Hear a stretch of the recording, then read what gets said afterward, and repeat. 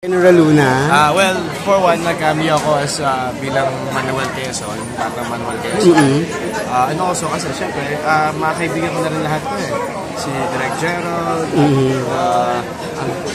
the producers, everybody here. So, even if I wasn't part of the film, manonood pa rin ako basta libre ako.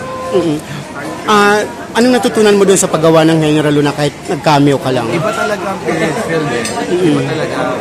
Mas malalim ang Tagalog, hindi ka, ang hirap, kung unless sanay ka, mahirap talaga mag-adlib na ganung period eh.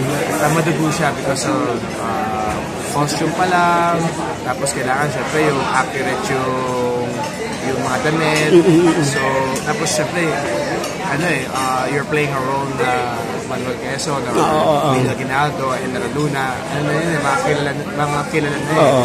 Saka may mga footage na sila na so, mapag-ayan mo, saan naman makuha mo.